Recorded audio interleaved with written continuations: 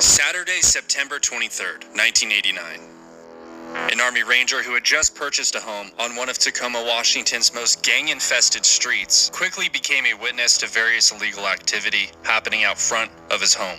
He wasn't shy of confronting it or notifying the authorities, and soon after, he became the target of one of the most notorious street gangs Washington State has ever seen. And after shaking up the hornet's nest one too many times, his home was ambushed by the Hilltop Crips gang, but not before he invited 15 of his Ranger buddies over for a barbecue. 300 rounds, and 10 minutes later, the Crips were fighting for their lives.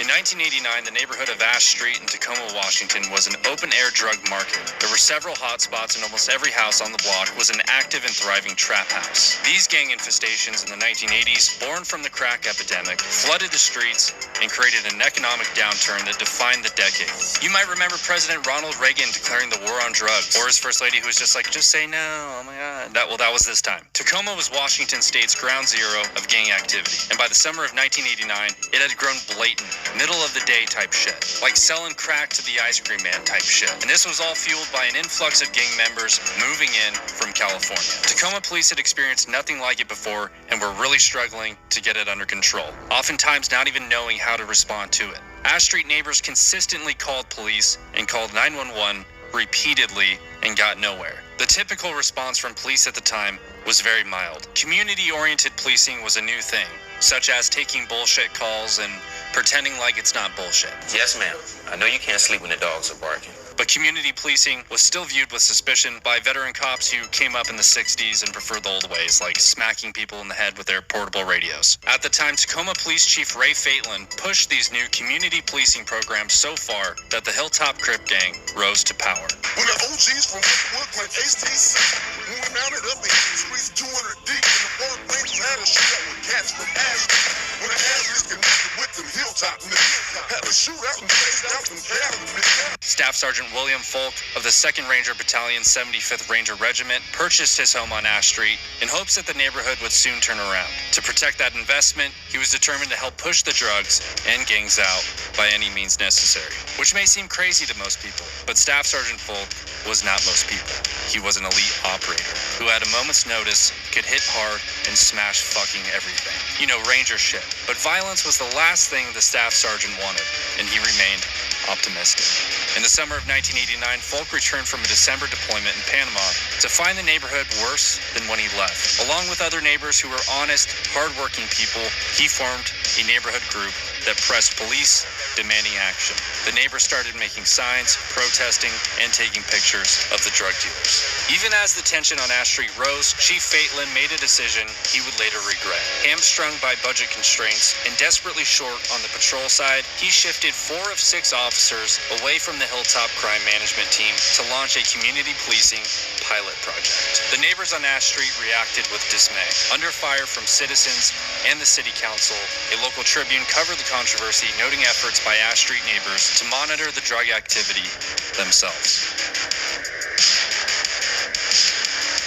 After the News Tribune piece, drug traffic on Ash Street slowed, but only so much. Staff Sergeant Folk was used to seeing more than 100 cars pass through his block on any given day, and after the story appeared, it was down to 20 cars. Folk decided to install a video camera in his upstairs window to record the traffic. He organized a neighborhood barbecue as a show of public unity set for 3 p.m. Saturday, September 23rd. He invited neighbors, friends, Ranger buddies, and thought nothing more of it. The day of the barbecue, a group of Hilltop Crip gangbangers acknowledged Folk outside of his residence and gave him the gun finger.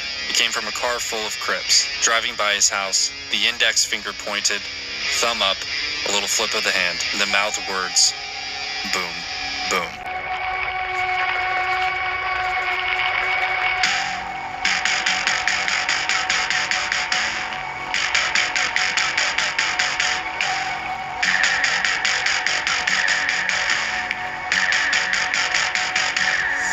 gangsters saw the video camera on Folk's house, and a few hours later they returned and threw rocks at it. Someone else took shots at the house and the video camera with a BB gun. Folk and a few ranger buddies then walked across the street to confront the out-of-shape, chain-smoking gangbangers who think they're hard. Folk told them to stop throwing things at his home and the neighbors' homes, to stop shooting BBs, and to instead turn their lives around and find better ways. The gangbangers warned him to take the camera out of his window. The gangbangers suggested the staff sergeant didn't know who he was dealing with. The staff sergeant suggested the gangbangers didn't know who they were dealing with.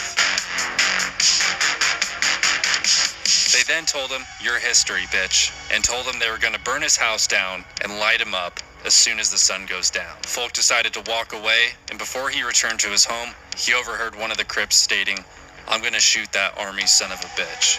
Folk then walked inside his house. He picked up his telephone, called some more of his ranger buddies from the 2nd Ranger Battalion, and invited them over for a barbecue, suggesting it wouldn't hurt if they came armed. With translation, bring your own bullets. "Hey guys, let's have a barbecue." "Okay, well yeah, what are we gonna smoke?" "Just some Crips."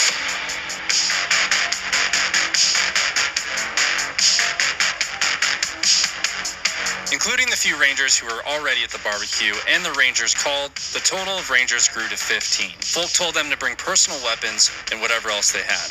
They came armed to the teeth with handguns, shotguns, and rifles. Folk was armed with a Browning 9mm and a Colt Python 357 Magnum. Fucking Magnum. Who's the gangster now, bitch? Over a couple beers, Folk pitched to his buddies a defensive operation of his home. Stake out locations and wait. No first moves. If police come, disarm immediately, cooperate, and assist. And all of his buddies joyfully agreed and were fucking down. They thought maybe nothing will happen, but if it does, zero tolerance for dudes shooting gats and smoking Swisher Sweets. As the sun went down, the rangers dispersed into their defensive positions, alert and observant of any and all activity inside and outside the perimeter of the house. A few hours had passed as the rangers held their positions. One ranger observed a vehicle approaching in the distance at a slow rate of speed, at which point the vehicle shut off its headlights. Folk, with his Magnum in hand, returned the favor and turned out the lights in his house and in the yard. At 9:20 p.m., as the vehicle approached, someone within the vehicle fired a shot into the air. The house was now taking fire from the rear, where, according to police reports, small caliber automatic gunfire was heard. The rangers opened a shit ton of fire, but so did the Hilltop Crips. One of the rangers, William Edwards, was posted on the front porch. When the shooting started, he hit the ground as a bullet slammed into the wall beside him. He and other rangers returned fire, seeing figures running amongst parked cars on the other side of the street. Ranger Russell Nolte, posted in the backyard, crawled forward as a shot hit the back of the house 3 feet over his head. Ranger Burr Settles was posted upstairs by the infamous controversial fucking video camera as a shot came through the window. The bullet grazed his head and he received multiple lacerations on his face from the shattered glass. Numerous muzzle flashes were now seen from the east. There were at least 16 shooters in 3 different locations. The Rangers again returned fire, while outside the assailants took cover amongst the parked cars, shooting over their shoulders, ducking down, shooting blindly. Stupid shit like that, like gangsters do. At this time, a neighbor taking cover on her kitchen floor dialed 911. And just like the famous Wild West shootout at the OK Corral, it was over in minutes. 10 minutes, to be exact. The first police car came down the middle of the street, cherries and berries on, with his siren blaring. The Rangers dropped their weapons, but as that first patrol car arrived on scene, one of the Hilltop Crip gang members popped a round off, sending the patrol car reversing out of the scene so quickly, smoke was seen coming from the rear tires. Officers in the car reported hearing 50 to 60 shots in less than 1 minute. Shortly after, more cops pulled into the block, and the gangbangers ran.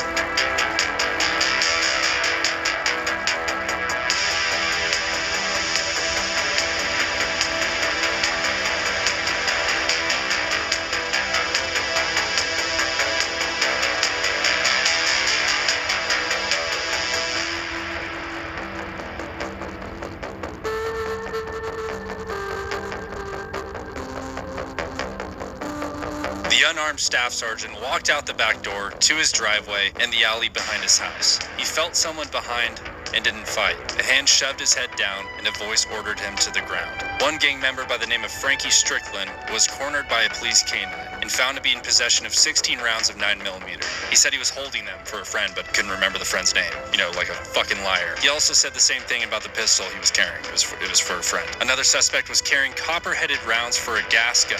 Once the situation was under control and the officers learned about the Rangers' defensive operation, the responding sergeant of the Tacoma Police Department wasn't too happy about it. He lectured Folk and the other Rangers for not calling the police for assistance until shots were fired, and felt that the situation may have been avoided by calling 911 prior to the shooting getting started.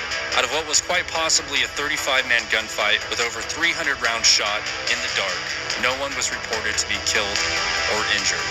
For 20 years, the official version of the shootout held that miraculously no one was hurt, but there are rumors injured gang members did not seek medical attention for obvious reasons, and some may have even been mortally wounded. And according to Folk himself, during the firefight, one gang member rushed towards Folk's house. I guess he thought he was gonna John Wayne it, Folk remembered. One of the Rangers took aim and hit the gangster in the shoulder. The attacker staggered back and ran away. The moment goes unmentioned in police reports and witness accounts of the time. Unverified gossip holds that the wounded man was treated at a Seattle area hospital, over an hour away from Tacoma.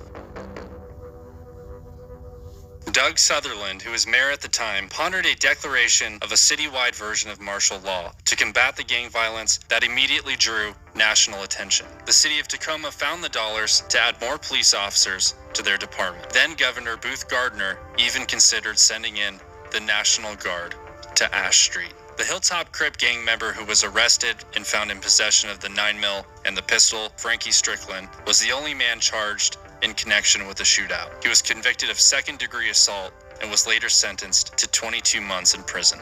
The military officially considered the incident a matter of self-defense for the off-duty Rangers. On February 9th, 2010, Tacoma Police and FBI launched a major crackdown on the Hilltop Crip gang and charged 32 members with up to 50 crimes, everything from theft to attempted murder and drug sales. A few years back, a Tacoma police officer said something about the shootout. He said it was the single most important incident in Tacoma that caused a change in police policies and practices. Staff Sergeant William Folk never moved away from Ash Street, and as he predicted, he was never promoted and left the Army in 1993. He still owns the property to this day. Hey guys, if you enjoyed this video, be sure to hit that subscribe button. There's a lot more of these historical crime breakdowns in the works, and you don't want to miss them. So be sure to subscribe, and I'll see you guys in the next one. Thanks for watching. Goodbye.